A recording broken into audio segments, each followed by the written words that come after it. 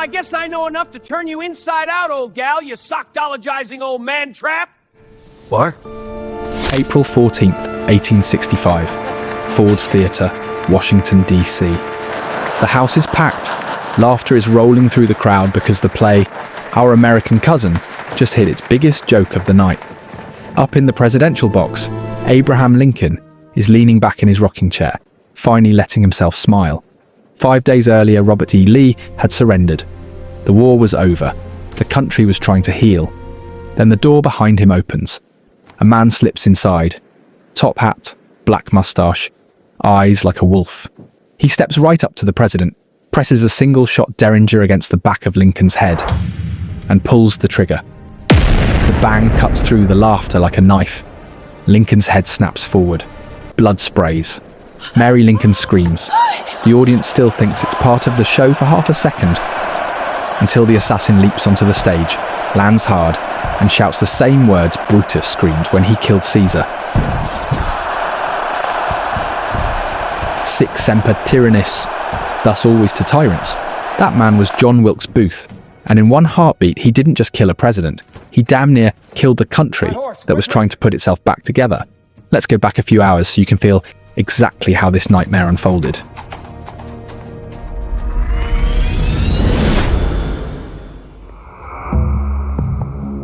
That morning, Booth strolls into Ford's Theatre like he owns the place. Because he basically did. He was one of the most famous actors in America, from a family of legends. He picks up his mail, hears the casual gossip that Lincoln and his wife are coming tonight. No Secret Service, no metal detectors. Just a couple of cops who got bored and left their post. Booth smiles.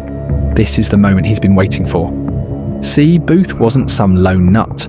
He was the ringleader of a whole crew of Confederate diehards.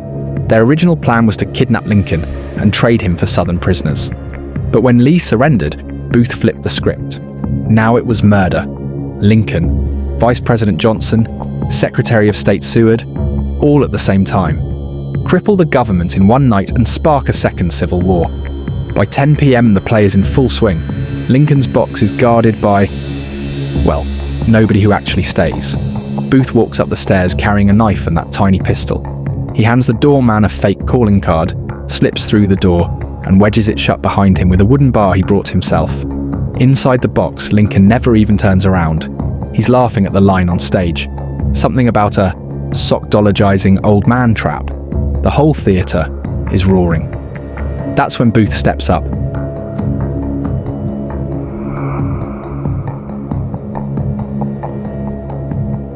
Presses the barrel right behind Lincoln's left ear and fires.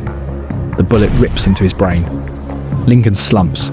Major Rathbone, the army officer sitting right there, lunges at Booth and gets a knife slashed across his arm for his trouble. Blood everywhere. Mary is screaming, "They've killed the president!" Booth turns, vaults over the railing onto the stage 12 feet below.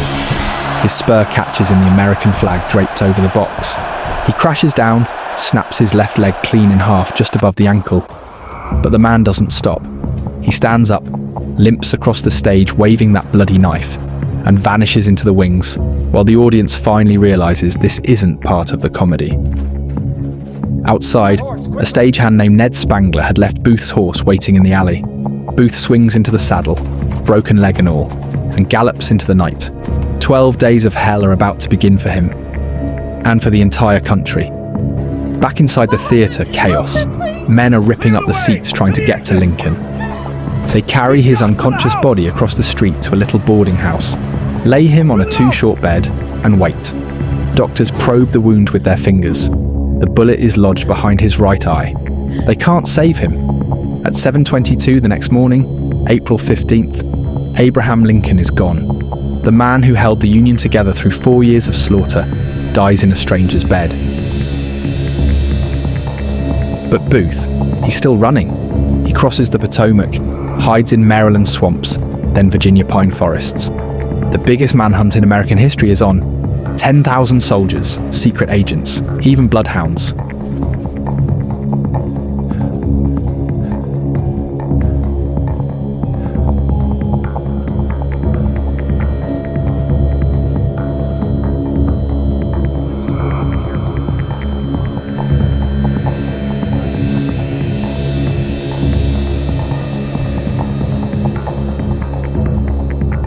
12 days later, they corner him in a tobacco barn. Soldiers set the place on fire. Booth tries to fight his way out. A bullet rips through his neck. He dies on the barn floor whispering, "Useless. Useless."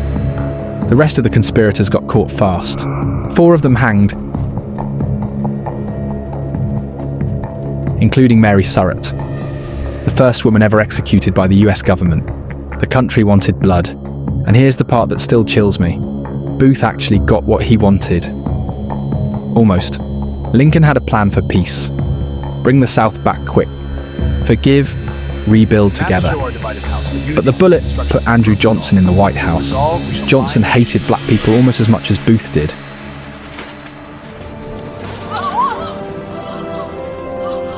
I do solemnly swear that I will faithfully execute the office of President of the United States. He let southern states pass black codes, basically re-enslaving freed men. He fought Congress every step of the way. Reconstruction turned into a decade of terror, lynchings, and lost rights. The Civil War ended on paper in April 1865, but that one bullet from a Derringer changed the entire road ahead. Lincoln had been pushing for a swift, forgiving reconstruction to heal the nation.